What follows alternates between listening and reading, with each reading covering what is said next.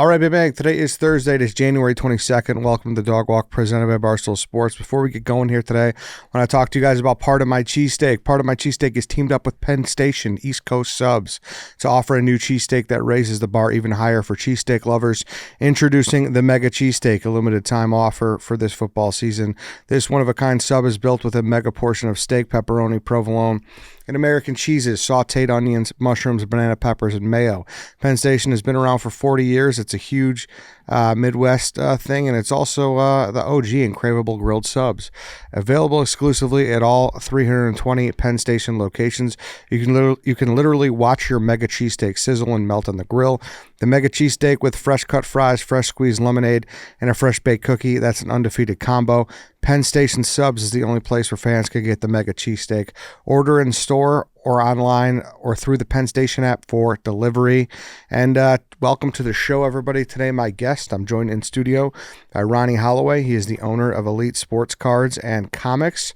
Ronnie, what's going on, man? Thanks for being here. How you doing? Thank you for having me. Dude, I'm excited. So you have a couple shops here in Chicago. You got one on the Northwest Side where I grew up at like Harlem and Addison. Yes. And then you got one on Montrose, right? Correct. That's our oldest shop. That's our on Montrose. Correct. That's the original. Original. So yeah, I think I talked about it in yesterday's free swim, didn't I, Lance? Yep. That I've been kind of buying these things and kind of just researching and getting into it more. So I was like, you know what, might be cool to have someone in. So I'm excited to kind of chop it up. So how long have you been doing this, Ronnie? I've been doing this for about 35 years. Mm-hmm. I've been collecting since I was like 10 years old. So I enjoy doing this. It's fun. But being an owner of a shop, it's a dream. So, I had a original shop back in 2005. Had it with a partner, and then we had to wind up shutting it down. But then there came that time, I was like, oh, I want to do this again, and I wind up enjoying it. And then my buddy John, who decided he was going to retire, and he's like, hey, I think it's time for me. So he was going to shut it down. He just, and I looked at him, I was like, I want to buy it, And sure enough, we talked about it, and I was like, yes, this is. It was a scary moment because I gave up everything else to do this full time. What were you doing before? I work in security industry. Okay. So I gave all that up. I wanted to be able to focus on what my dream is, focus on having my own business and doing it the way I dream of. Mm-hmm. So I had that opportunity 6 years ago. And I said the Montrose shop has been there 41 years. My buddy John's had it for 35 years. You've had it for 6. And like I said, I didn't want to see something that was established go away, especially being a local brick and mortar store. Those LLCs are gone. They're not there anymore like they used to be. So I wanted to keep that alive. I've always wondered, how do you even begin to estimate the value of a card shop? Because I assume a lot of his inventory went with the sale, or no? Was it you started fresh with all the stuff you had collected already? It's both. Okay. It was both. You come in, you look, you see, and it's a matter of what's there, and then I knew what I had, so it's like, okay, I know what I'm able to bring. I brought it to my vision. It was different. I wanted to upscale it a little bit, and then go from there and just try to be successful at it. But is that a challenging thing, though? Am I right about that? It's very challenging. Yes, very, very challenging, because you don't know what's there. Yeah, and it's an appreciating asset, really, Yes. right? Where it's like, all right, yeah, you're getting all these unopened boxes, and as people know, sometimes unopened boxes can just skyrocket. If people don't know, too, also I'm gonna talk to people like they know nothing, because I knew nothing at one point. There's people that just have unopened boxes from 20 years ago that sit there, and they're somehow worth more than what they were. And that is true. Yeah. And sure enough, there was some good stuff in there. Yeah. Now, I still talk to John all the time. Yeah. He's still, as I tell him, hey, it's still your shop, no matter what. I'm just, carrying the torch. Yeah. So, because a gentleman that's had it for 35 years, he's seen the ups and downs of the 80s, because it's 85. So that last part of the 80s and then that 90s when the junk wax era is there. Yeah. So, and like I said, when I took over, I had that vision, but then COVID. Yeah. That was, 2 months that I Oh, so you took over January 2020, so before anything went down? before. See, in my head, you hear 2020, I think this went down like mid-year when everything's scary and you kind of, he's looking to get out because of COVID. No, I mean, no one knew, people Yeah.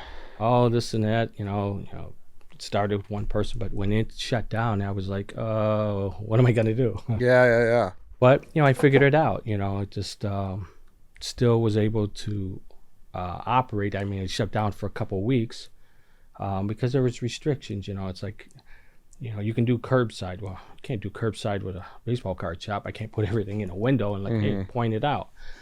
But I was able to manage on doing some stuff online to keep it going. And then once they started putting restrictions in, hey, you can open, but you have to have this, you got to do this, you got to do that, just follow the compliance and, and then, so I was able to survive through that. So was there any item when the sale went through that was like a point of contention? Not even contention, but it was like what was a valuable asset that you took on through the sale? The location. Yeah. Okay. So it wasn't like a physical, but what was there like an actual, like an item that he had that? Yes. I could say he had a couple of nice older 70s cards. He had some some George Brett rookie cards, things that, are valuable now. But, it's just there was some little small stuff that, that had potential. And I was like, I like that stuff,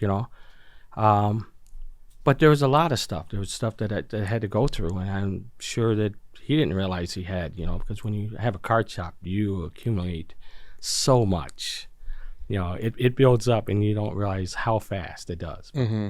And then it's called organized chaos, maybe. Yeah. So much. And it's like, all right, where did I put it? Mm-hmm. No, for sure. I get that. Was there anything that was unopened that you kind of struck gold on? Like that was a big... That's a good question. Not off the top of my head that I can remember. Mm-hmm. I mean, he had some few promotional boxes that John had, but I can't remember, like, they were kind of rare, promotional boxes that he had got from Topps. But nothing that I can remember off the top of my head. That was like crazy valuable. Gotcha. And so let's kind of get into the whole eras of collecting. So you mentioned the 80s junk wax era. Mm-hmm. Explain that. What does that exactly mean? Well, that's where, the companies have mass-produced cards where they just put out so much of it, as, where it deflates the value, It's just like, there's so much out there that there is no value in cards like that. But at the same time, people were just collecting just to have, thinking that you might have something, but because it was so mass-produced that it just wasn't holding up. Mm-hmm. But, and again, it depended on what sport that was as well. Because if you look at the 90s, they mass-produced that, and now 90s cards are popular and have value. Mm-hmm. There's only certain cards in the 80s on baseball, Same thing, football, it's limited as well. But, So it's primarily 80s baseball is what... That 80s baseball, was basically worth nothing because they were printing so many of them that it's like, all right, so much. Everyone and their mother has these. So yes. Who cares? No, that makes sense. I think a lot of people are aware of that now, and that's the difference that we're in present times, is that they are putting a finite number on some of these cards, and those are the ones that are worth a lot, right? The ones that they're numbering, like, hey, they're out of 10, that means there's only 10 in the world. Yeah, but that could be misleading as well, because you can have a number to 10, but how many different variations of that number at 10? See, I didn't know that. What do you mean by that? You can do number to 10 with him, Otani pitching, or you can have number to 10 of him hitting the bat. Mm-hmm. So it's a different variation, but they're out of 10. But within that, how many different variations are there? Mm-hmm. That's to be known.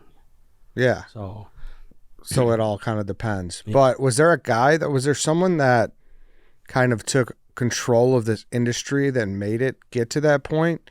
Because something did flip, right? And what year did that happen? Was it like 6 years ago, 7 years ago? I could say a lot of things has changed when Fanatics took over. Okay. They took over. They had this vision. The sale of Tops, it was huge. They bought Topps Fanatics? Yes, that was Okay. their first, probably big purchase, like when it comes to buying a company. They bought Topps. So that was huge, for them to buy Topps. And then, they progressed, with the licenses. That's what matters, So you got those licenses. Once you get those licenses, you can put your logos on those products and make that change. But I think when Fanatics got in the game and said, hey, we're going to change everything. We're going to change what we think of when it comes to baseball. And then they decided that, hey, we're going to step into basketball and football because of, those licenses are coming up to their end from Panini. Because Panini had prior, of course, they had basketball and they had football. But, like I said, when, they're losing, they just lost their basketball, so they're losing football coming up soon. But then you got Upper Deck, who's been around. They focus on hockey. They focus on, DC, so, and then Panini's what are they going to stick with? Well, is that so break it down for me then. So what there's Topps is one of the major card companies, Upper Deck is another, and Panini is another. Is that what you're saying? Is that Correct. like those are the big three, would you say? Correct. Okay.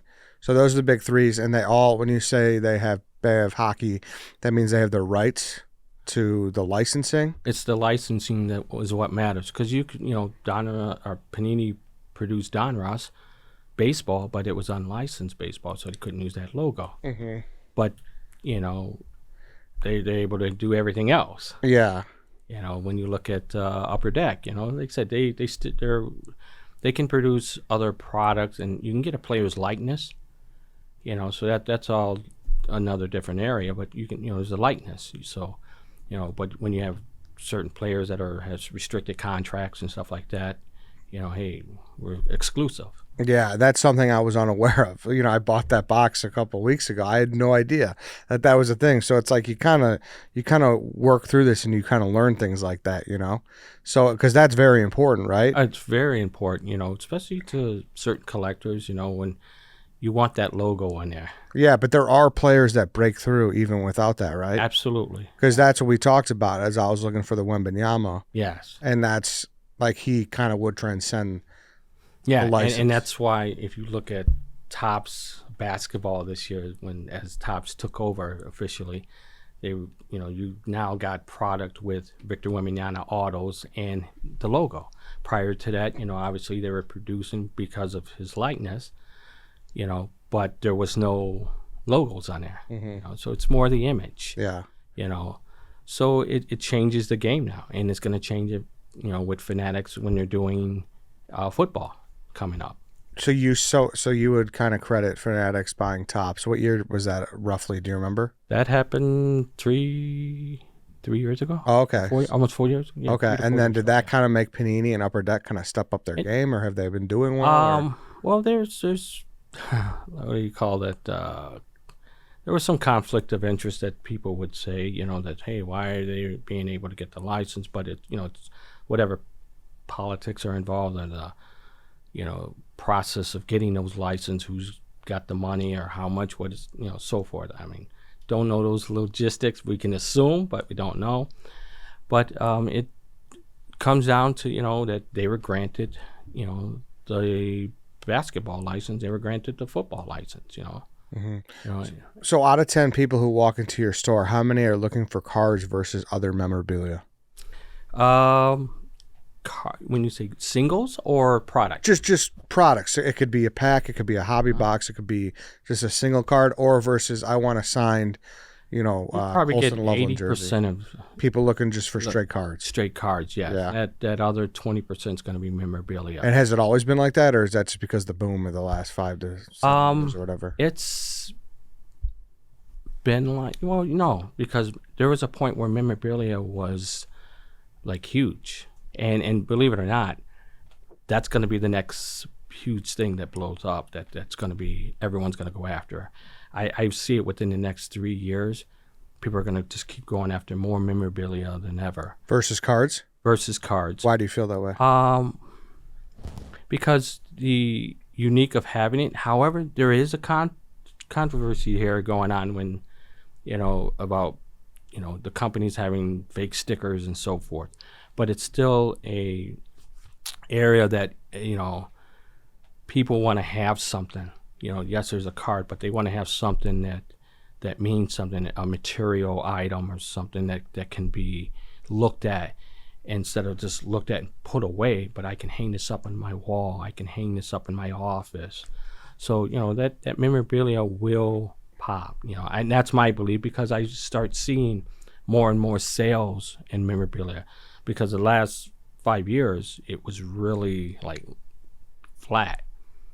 And then it just progressed it, and I'm like, it's starting to come alive again. Do you think, and is there any way that memorabilia can kind of start making it more exclusive like they have done with cards with the numbering and whatnot? Is that possible? They do that. I mean, there's companies, TriStar does, memorabilia. There's you got other companies out there that make, mystery boxes and stuff like that. So yeah, there's stuff out there for memorabilia, same way as the cards. Grab boxes, different names, however you call it. But yeah, they're out there. So it's not like it's they don't do it. So yeah, they'll figure a way to do that. Yeah, so that already happens. Yeah. Gotcha. That makes sense. What's the most valuable item to be signed from each sport? Is it always a jersey? Is it like for hockey? Is it a stick? For baseball, is it a bat, a ball? I mean, hockey. Like at the four major, yeah, hockey. Well, game used, anything game used. Yeah. You can get that signed. Yeah, but when you look at hockey, I mean, you could say a stick would, or piece of the equipment that you have would be valuable, but that's based on the collector. Football, hey, I want a signed football. Those become valuable as well. Baseball, hey, I'd like my baseball to be signed, more than a bat, but it's a preference, because the baseball is easier to put on the shelf than a bat. Same thing when you look at soccer, which is another sport that is going to be just as big. Yeah. Yeah, that's another sport that, especially with the World Cup coming in Chicago or coming to the U.S. Oh, so I would bet a lot of people it's going to be huge. Yeah. Is that so? That's a good question, I guess. How often are you actually going out and getting the stuff signed? Do you do that now, or is it just kind of? I don't. No. I mean, people bring stuff to me, collections. I look at collections all the time. There's so much to look at. Unfortunately, some stuff I have to turn away. If it's authenticated or not. And I studied authenticity for like 7 years, so I can look at certain things and say, hey, you know what? I'm pretty sure this is good, but I'm not perfect either, because there's times where it's questionable. I mean, you look at the Mickey Mantles, you look at the Ted Williams. You have to really get the professionals involved on that one just to make sure it's right. Although I study it and look at it, hopefully I don't get it wrong. Yeah. But, I take those gambles. So there's things that you take a gamble on, but then there's things that, you want to make sure that they're legit. Mm-hmm. No, that makes sense. Is there a certain like site to reference things on? Like what's like the Bible for you guys? You've got a number of different sites out there. I mean, obviously the easiest one people direct themselves to is eBay. You go to eBay and see what they're got. But, when you're a collector and you're in this industry, I mean, you got 130 Point, you got Market Movers. There's different companies out there that you can, sports collectors, which is part of PSA. So you look at different companies. Everyone has their preference, and there's always someone out there trying to build a site that, hey, I got the best one. There is another one that's out there that, Ludix, who I think is great, especially for those who's ever starting out there, collecting, like, hey, how can I look at my cards? How can I do find this and find that? I direct them and I tell them, and it's like, hey, try this, because this is going to be a simple without having that complication, because there are some places you look to do searches and it's complicated. So I try to direct customers to the easy way to collecting and looking up their cards. What's the relationship like between people who run the stores like you versus the people who are out on the streets with binders full of the same 8x10 trying to get guys to sign a bunch? Like there was that famous Bedard incident that happened like a month or so ago with the autograph hawker who's, clearly a seller. And it's kind of it's not crazy controversial. It's not, life altering, but it is a little bit of a hot button issue within the industry, right? The autograph hounders, I mean, they're out there. It's not something new, but, they make it harder, but then they're the ones that also, they're trying to make a living because that's what they do. So how they do it, can they be annoying, or they harassing, or they, stalking? If you say, we're, hey, we're following this person everywhere they go, this athlete, or it's I don't think that's the right way, because it takes away from when you got a young kid who's looking to get an autograph, someone, and that athlete always has to look at, are you trying to sell this, or so forth. Well, advice to, an athlete, if you know that you don't want to give that person, who's trying to resell this, if you know they're going to resell it, you give them that first one, you see them again, hey, you know what, I'm going to personalize this. And you got athletes that will do that. That autograph's not going to be worth as much. Yeah.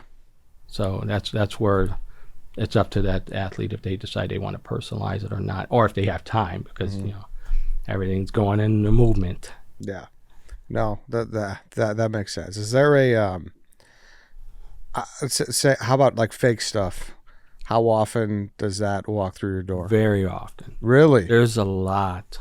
And people are still trying to get one over. And there's people that you can tell, because you have to ask questions. And then you got people who's not sure, because, really not until after when PSA started back in 1991, if I'm correct, or 90, you had a Ma and Pa certificate, and that was the proof that this was an autograph. Well, that doesn't work these days. And, people come in, hey, this is an old, Mike and John's card shop, and there's a certificate of authenticity. Well, no, you can't go with that. You have to get them done by a professional, PSA, Backkit, JSA, an authenticating company that's legit. It's just important to make sure that you're getting something real. And I get so much that come in that's not that, so much that fake stickers. I've seen the fake stickers on them. Wow. Because stickers, and I didn't even realize this until a couple of months ago. We did a show, and Pristine sent us a bunch of stuff, and there was a sticker on the jersey that I got that's a QR code, and it shows you exactly all the authenticity of it. That is like the new thing to kind of make it so people could see it in real time. Yeah, PSA still does the numbers, JSA numbers, and Beckett, but going with the QR, to match that up, that would be good. And they've gotten better at this, the companies, on making sure things stay legit and people are not forging their name and stuff like that, putting fake stickers, because there's always someone out there trying to do something. Hey, have you ever been duped? Yeah. Yeah. What's the story? What's the biggest time you've been burned? It was a 500 home run club ball. I would say I did that. 3 of the autographs were fake. The rest of them were real. Unfortunately, you can't authenticate that ball.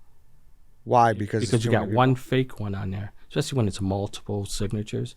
It destroys that whole ball. So the only thing I can do now, if I got to rip that ball apart, but who rips a baseball apart? Yeah. Not easy. No. But yeah, so that was kind of one of my big burns. What was it that a guy just walked in? He's like, "Hey, I have a." Came with it, and the Ted Williams was real. Mickey Mantle wasn't, but it looked really good. I mean, it was really good. But when Ted Williams was good on it, you had Banks was good. Who else? Reggie Jackson was good, but the Mantle was not good. Which one of the forgeries. He's one of the top forgeries on when it comes to Mantle baseball. Yeah, even Ted Williams. There's a lot of forgeries on that. So definitely got that. But when I checked it out and I looked at the Williams, I'm like, okay, good chance this might be real. 3 of them came back no good. Do you remember what it set you back? $500. Oh, okay. Okay. About $500. Yeah, but that's you got you got a letter of rejection. yeah, but that happens, right? Actually, no, I take that back. Probably about $800 because because of the authenticity. Yeah, so you had to send it in, and that's how much it costs. Yeah, so $500, and then you had that $300 to get that ball done. It's a multiple signature, so they have to do more details, and it's checking every signature because one signature on there, when it's a multiple signature type item, is jeopardized and that's where I don't think people realize too, especially when you're buying memorabilia. If someone's putting, a Hall of Famer already made it, but then I can't afford to go get it. I'm going to write that myself. Even though that legit signature is done, I got to check everything. I got to check this inscription to make sure that inscription is done right. And that's, for people that don't know, that's just like the HOF inscription? Yes, correct, the Hall of Fame. Which makes the ball more valuable if you didn't know, if it's like whoever. Or any other scriptures. Rookie of the Year or whatever. Because that there, people are adding stuff to it, even though you got that legit on. But it's like, and I saw that happen with actually a jersey. Someone tried to bring me with Victor Wembanyama, and they tried to put the face on it and put my first, rookie year. And I'm like, no, he didn't do that. So. And how'd you know that? You just had a sense of it, or I sensed it, and I saw a number of his autographs. So you look at it and it's like, yeah, it's not legit. But that's why it's so important that athletes stays away at their writing your signature, and you'll scribble, and you got to make sure it's right. People come in with fake Connor Bedards. Yeah.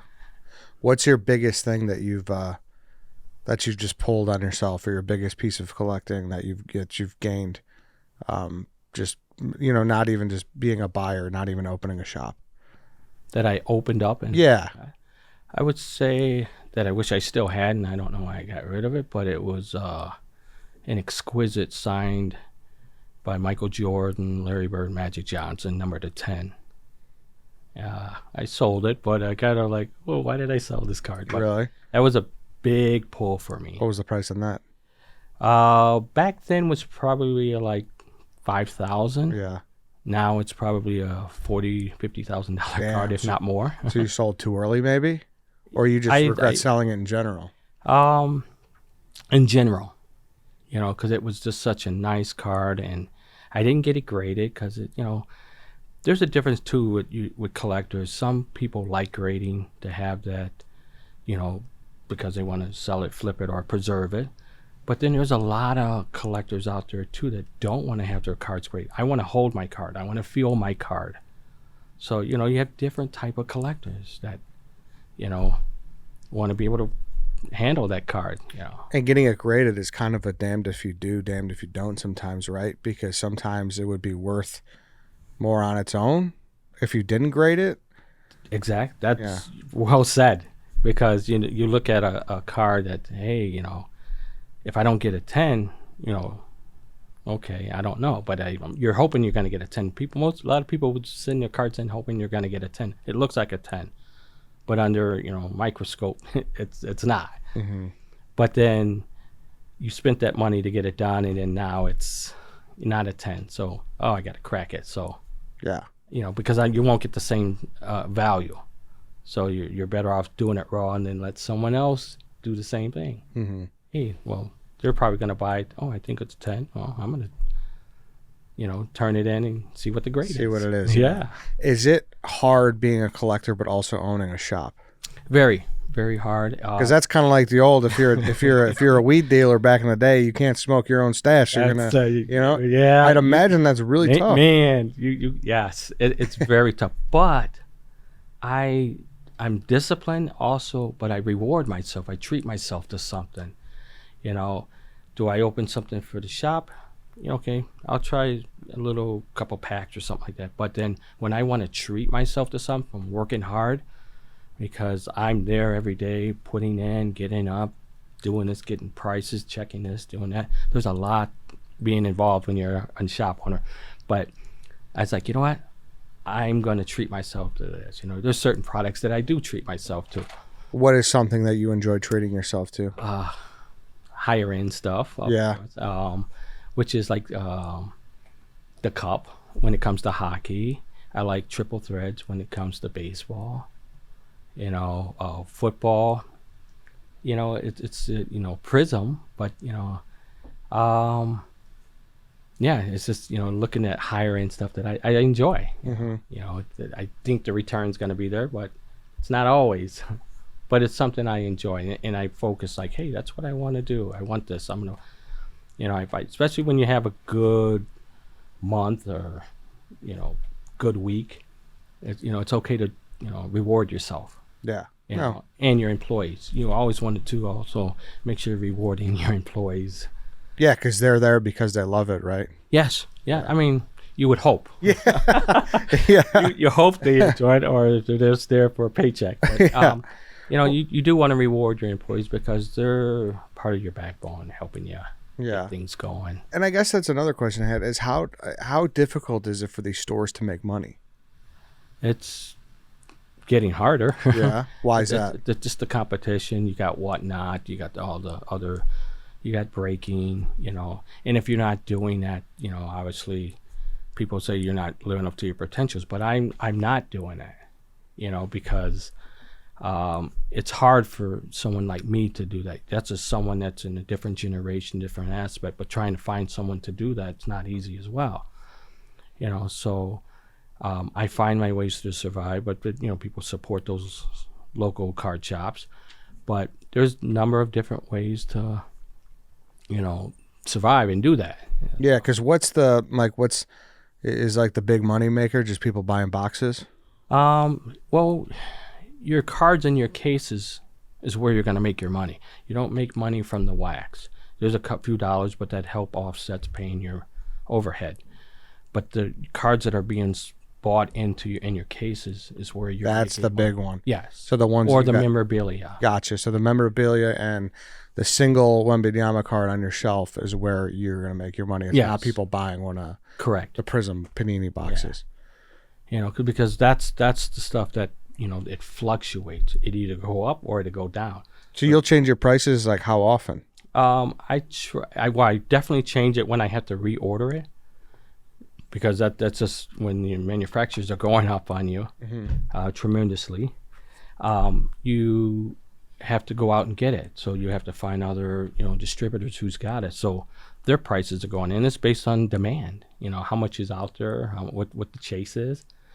And then once that big chase is pulled, that product sinks. And you have a 5 to 15 day, probably more like 5 days window to sell that new product. After that, it's either going up or down. Because if you don't sell it by when it's release date, you're gonna either see the arrow go up or down. It's a lot of work. There's a lot of volatility in that. Yeah, it's always watching, always looking. Get criticized. Hey, you're on your phone. Yeah, I'm trying to check things out, trying to keep it balanced. And I don't catch everything. There's times where people come in and give me that box, I got it for $250 and it's already at $600. I didn't realize, But, even with cards in your cases, trying the prices that fluctuate on those cards, I put cards out, but don't put a price. You're going to be sitting there going nuts. Like, oh, well, let me look in the, people want to know right away. So I put a price on there. Okay, is that negotiable? Yeah. They do the same thing with wax. Is wax negotiable? Can I get it for cheaper than this because they saw it somewhere in another state? Yeah. Way cheaper than that. Or, well, I'm in Chicago. It's a lot different. Or if you're in New York. Yeah. But I kind of think in my head, it's like if you're buying at a shop, it's probably it's going to be a little bit more marked up. That's just kind of the... Not as much as you would see online, like on eBay, where it's really inflated, But we have a markup, but we have a markup to be able to pay and, have a little profit as well. Because like I said, we got overhead we had to pay for. So, and do you have to have a relationship with the brands to be able to have your store carry them? Is that a thing? You don't have to have, you won't get it direct. There's a difference between getting it direct and buying it from a third party vendor, like online or something like that. So out of the big three we talked about, are you direct with them? I am direct with two of them. I'm direct with Fanatics, and I'm direct with Upper Deck. Panini rejected me for 5 years. Why is that? Because they were so hyped. Everyone was all about basketball and football, and then we're gonna put you on a waiting list. And I've been waiting, and I'm a brick and mortar. But if you're a streamer, you're online. Somehow you got a direct account, and it's not just hearsay. I know this. Yeah. I know friends that got direct accounts, and I'm like, wow, how is that? What do you think about the conspiracies that when some of these influencers or whoever open them, they always seem to have these awesome polls? Do you believe there's anything behind that, or we have time for that? I mean, give me what you got. It makes you wonder if things are shifted to a certain way, because that media platform is out there, so it hits everyone, and you want to maximize that. So it's a coincidence that you have certain, platforms that are like hitting it so hard, certain breakers, like, man, how did you always getting it, or the hits. So, but they buy a lot too. So you have to look at it. Hey, they cracked over 50 cases or 100 cases, but they got the hits. They got a couple good hits, but it's consistent, so. Yeah, I definitely, wonder sometimes if, the way boxes are shifted, cases are shifted like that. Yeah, and that's how many small card shops would you say are in the Chicagoland area? Probably... Pull the mic a little 10? Closer, sorry. Probably 10, I would say. 10 or so. I mean, you got, in Chicago, there's 4. Right? There's 4. Well, Card Vote makes 5. And then there's some surrounding from the north to south, but east, downtown area, there's only 3 within that area, where there's 3 close ones, and then. And are you guys, is it competitive? Is it you guys are kind of in it together? How does that work? It's changed. It used to be in it together, where we come together and card shops are united and help each other. It's not like that anymore. Really? There's a lot of, because again, it's changing of the guard. There's people that find it very competitive. You're going to take away from me. I feel that a customer can go wherever they want to go, and I always refer to other shops too, because if I don't have it, I want to make sure that customer is getting what they want, regardless if I didn't have it or if I can't get it right away and they need it right away. Go here. I don't find that being a bad thing, but we try to come together, but not everyone's like that within the industry like that. There are a few that just a different generation that feels cutthroat. No, get away, it's cutthroat. No, that makes sense. Is it tremendously easier to sell hometown stuff? Yes. Yeah, absolutely. And when you get the out-of-towners coming who lives in Florida or even in another country, I got to get some Chicago stuff, because and they expect it. You expect to have it. So that's something you're always look to buy. Without a doubt, because you know you're going to sell it. Chicago stuff. Yeah, because is it even more so than, say, like a legend, like an all-time great? Like, it's easier to sell a DJ Moore jersey versus a signed Calvin Johnson jersey kind of thing? Absolutely. Yeah. Yeah. That's so crazy. Yeah. But I get it. Like, it's just people like, that's our team. Yeah. But that is interesting that's how it works. Because it's Chicago, like I said, if you're a diehard, Bears fan, Cubs fan, Sox fan, yeah, you're going to buy that Chicago stuff, But even though you move out of state. Yeah. What's the hardest thing that you've had to let walk out the door that you couldn't come on a deal on? But you're like, man, this is really cool. I'd love to have it. The hardest thing that that's a good one. That I had to let go.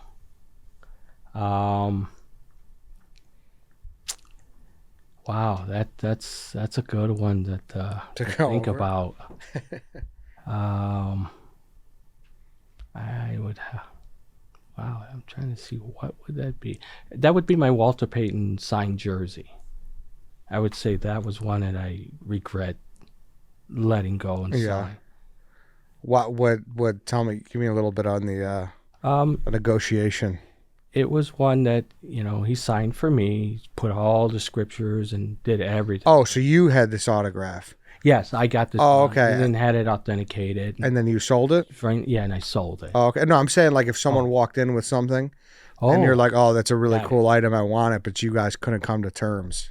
That happens all the time. Yeah. Especially with modern cards. Yeah. I just can't come to terms when, the prices that for modern cards compared to if it was vintage. For vintage, I'm willing to do that with, so definitely, so if I would have to separate those from a modern to vintage. Modern cards, yes, it's just, there's a lot of the cards that I really want, and we just couldn't come to the deal because of, the high prices, because those are cards that are, to me, are uncertain, that the careers are not there. But when someone comes in with the vintage, that's the other thing too, hey, I've got these, a complete set of the 59 tops, oh, I want that because it's got that mantle, so and I've turned down a few vintage items, that I wanted. But I also have to say that there's things that come into my shop that was unbelievable, that, I made an offer and turned around and guys said, okay, but then he wanted a certain amount, and it was so weird. I don't know if I can tell you the story, but it was on a Babe Ruth. Oh, okay, yeah. So I'd love to tell you the story, but he came into my shop, an older gentleman. We talked and talked and talked, and he looked around and he goes, I like you. I'm like, cool. He goes, but I'm trying to sell this ball. And it wasn't no paper. The story he gave me, that I got it from my grandfather, and he had it, and he gave it to me when I was a little kid. I'm like, okay. So I'm talking to him, and I'm like, all right, what do you want for it? And I looked at it. It was a great ball. He goes, well, I want $1,300. I'm like, no, I give you more than that. He goes, I don't want more. I am asking for $1,300. That's it. Whoa. And I'm like, really? And I'm like, are you sure? He goes, yeah. I think you're one. You seem like a good guy. You're a good collector. You got knowledge. I just want $1,300 for it. I'm like, okay. And I bought it, and it was legit because I kept looking at it, and I'm like, this thing looks good. And sure enough, and then I kept it. And, so yeah. What was it actually worth? Oh, that's probably now it's probably worth about $60,000. Oh my God. Yeah. And putting the few $100s involved in it, it's well worth it. Yeah. It was a nice ball. Is that one of the greatest scores of your? I think so. Yes. Yeah. Because to you, that's a unique circumstance. You don't get a guy who doesn't want actual fair value all the time. Like that's crazy.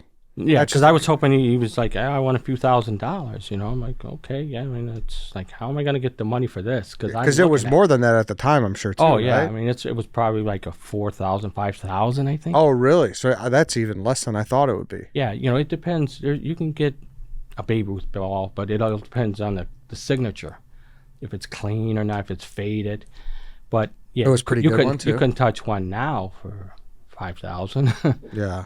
you know, So it's one of those that it's a great story I always take with me. That I never had someone walk in. And Is that and you got two roosts? They're both. I have two. They're both 60. No, one's gonna probably be more like the $15,000 range. And those, I think you've said, that's for collector Ronnie. That's not for you. Would never sell either of those. No.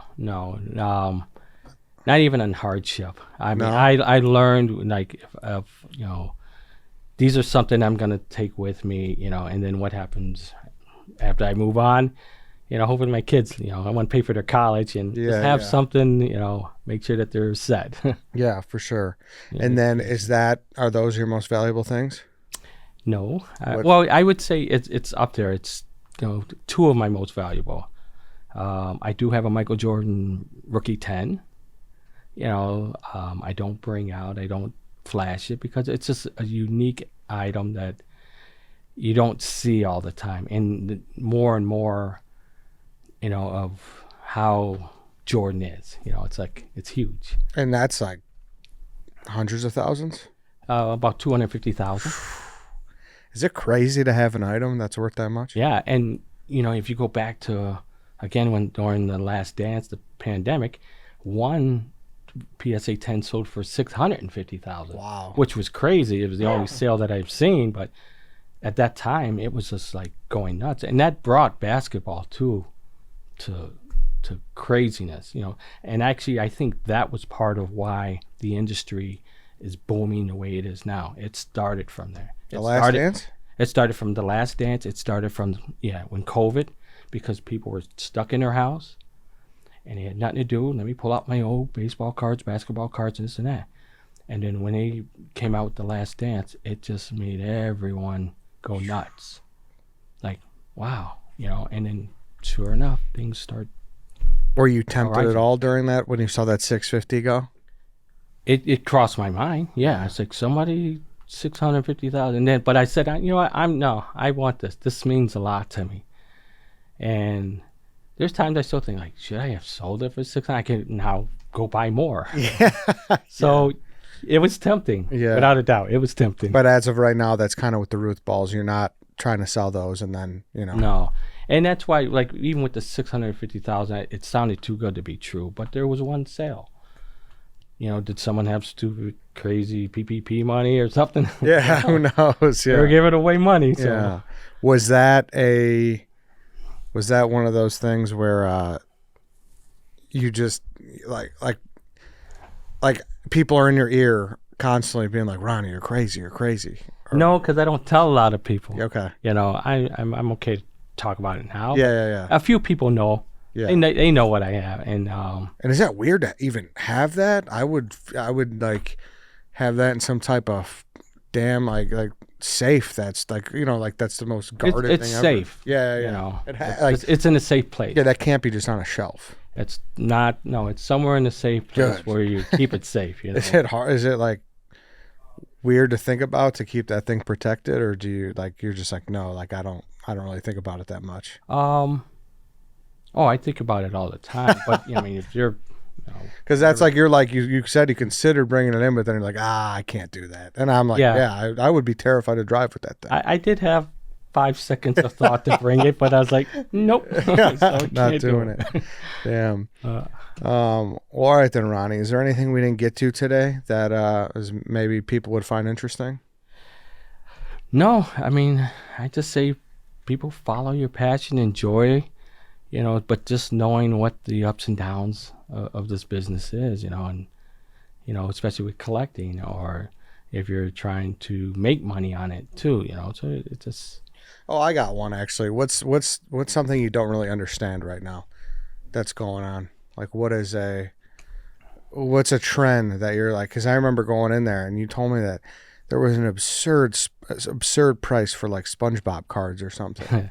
Yes, I mean there's the new product that comes out, and then when you look at SpongeBob, you're looking at certain wacky packs. They come out with cards, and just the prices that become crazy. Like you buy a blaster box that when they first came out, they were $35 for a SpongeBob blaster box. Now you're paying $160.